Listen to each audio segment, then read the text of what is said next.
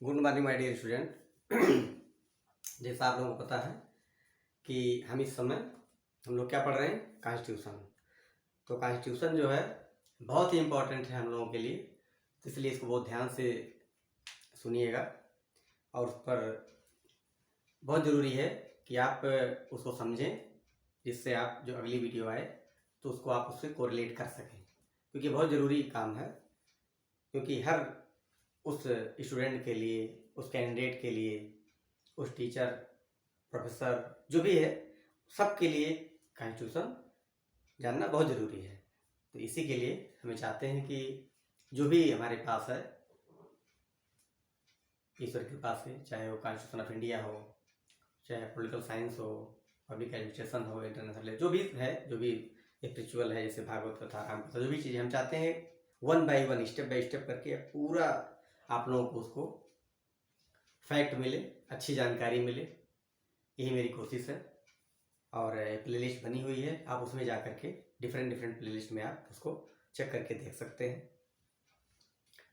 और जैसे जैसे जब भी मुझे समय मिलेगा, मैं ज़रूर, मेरी कोशिश रहेगी कि रेगुलर आप लोगों को कॉन्स्टिट्यूशन, पॉलिटिकल साइंस या spiritual motivational lectures, motivational topics आपको मिलते रहें, और आपको ज़रूर मिलेगा।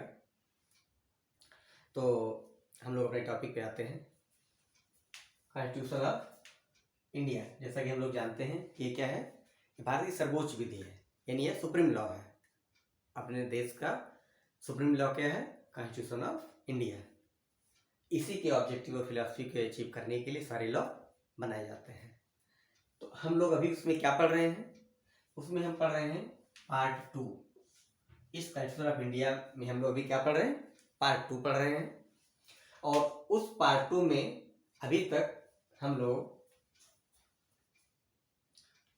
आर्टिकल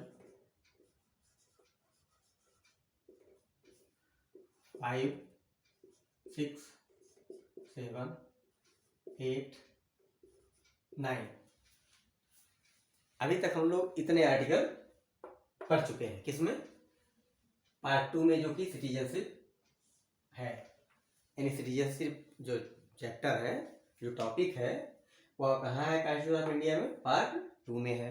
और अभी तक हम लोग 5, 6, 7, 8 और 9 पढ़ चुके हैं। अब आज अभी क्या लोग पढ़ने जा रहे हैं हम लोग, आर्टिकल 10। अब आर्टिकल 10 क्या कहता है, किसके बारे में, सिटीजनशिप के बारे में।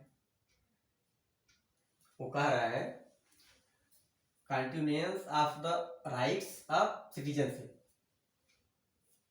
Continuance of the rights of citizenship. कहने का मतलब यह है कि व्यक्ति को जो नागरिक हो गया, आर्टिकल 5, 6, 7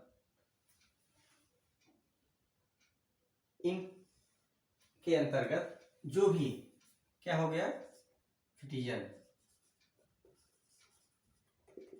जो भी इन आर्टिकल के तहत सिटीजन हो गया,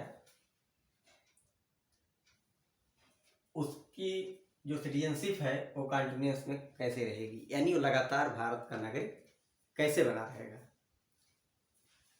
ये क्या कहता है, आर्टिकल 10 इसकी बात करता है।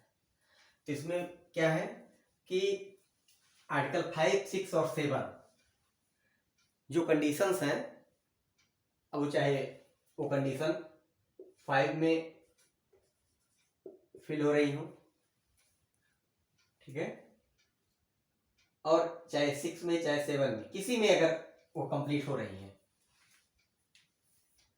तो भारत का नागरिक वो बना रहेगा, उसको भारत की नागरिकता से च्युत नहीं किया सकता, यानी उसको वहां से हटाया नहीं जा सकता, रिमूव नहीं किया जा सकता है।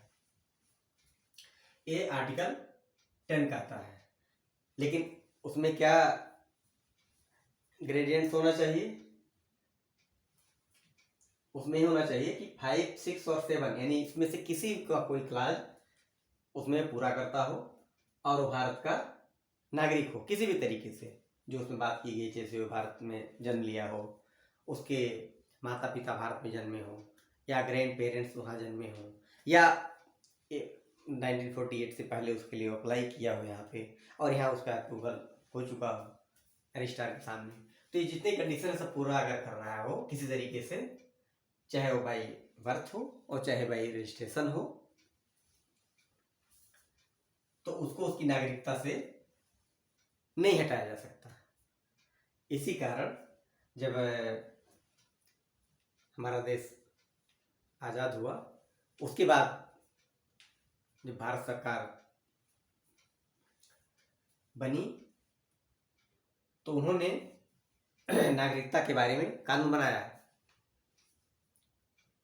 इन्होंने नागरिकता के बारे में कानून बनाया, तो उसका मतलब ये था कि कैसे उसको रेगुलराइज किया जाए, जो भी सारी चीज़ें थी कॉन्स्टिट्यूशन में, उसके लिए कैसे जो कॉन्स्टिट्यूशन में प्रोविजन था। अब उस कॉन्स्टिट्यूशन के प्रोविजन, जैसे मैंने बताया कि कॉन्स्टिट्यूशन क्या है, सुप्रीम लॉ है, और कॉन्स्टिट्यूशन उस सुप्रीम लॉ का जो फिलॉसफी है, जो ऑब्जेक्टिव है, उसके अचीव करने के लिए पार्लियामेंट क्या बनाती है, कानून बनाती है।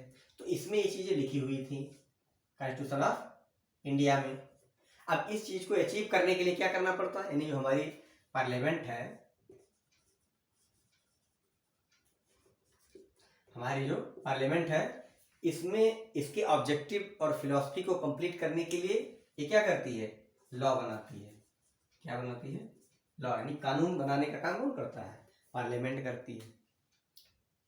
किसकी हेल्प से, यानी किस, ये कानून कैसे बनाती है, पार्लियामेंट कानून कैसे बनाती है। तो ये पार्लियामेंट जो है, जिसमें दोनों हाउस और प्रेसिडेंट, इन तीनों के सहयोग से क्या बनता है, लॉ बनता है। तो इसी कारण इंडिया में जो सिटीजनशिप का प्रोविजन था कॉन्स्टिट्यूशन ऑफ इंडिया में, उसको कैसे रेगुलराइज किया जाए, कैसे एक्ट में लाया जाए, उसमें भारत सरकार ने, यानी गवर्नमेंट ऑफ इंडिया ने क्या किया, 1951 में भारतीय नागरिकता अधिनियम लाया। क्या लाया, Indian citizenship act, Indian citizenship act लाया 1951 में, जिससे जो कॉन्स्टिट्यूशन में ऑब्जेक्टिव है, फिलॉसफी है, उसको कंप्लीट किया जा सके। तो मुझे लगता है कि अच्छे से आप लोगों को समझ में आ गया होगा कि आर्टिकल 10 में क्या है और आर्टिकल 10 कहाँ पे है। तो आर्टिकल 10 क्या कहता है कि कोई व्यक्ति भारत का नागरिक हो गया है, चाहे बाई बर्थ है, चाहे बाई रजिस्ट्रेशन है, और उसमें जो भी कंडीशन हो, अगर हो गया तो उसकी नागरिकता क्या रहेगी, कंटिन्यू रहेगी, यानी उसको उसकी नागरिकता से रिमूव नहीं किया जाएगा। ये बात आर्टिकल 10 में है, जो कि कॉन्स्टिट्यूशन के पार्ट 2 में है, और उसका चैप्टर का नाम क्या है, सिटीजनशिप। और इसी को रेगुलेट करने के लिए भारत सरकार ने आफ्टर इंडिपेंडेंस क्या किया, 1951 में इंडियन सिटीजनशिप एक्ट बनाया। ओके, थैंक यू, और जल्द ही हम नेक्स्ट वीडियो में मिलेंगे। और तब तक आप लोग इसको पढ़ें, देखें, समझें और पर चिंतन मनन करें, क्योंकि जितनी चीज़ें बार बार आप देखेंगे, समझेंगे, सुनेंगे, उतने ही स्थिर होगी। और जब तक ज्ञान की मति, ज्ञान का विचार आप अपने एग्जीक्यूट नहीं करेंगे अपने मस्तिष्क में, तब तक वो स्थिर नहीं हो सकता, यानी आपके पास वो रहेगा नहीं, वो क्या हो जाएगा, डिलीट हो जाएगा। इसलिए उसको बार बार देखते रहिए, और फिर हम जल्दी नए सेशन में नए वीडियो के साथ मिलेंगे। Okay, thank you.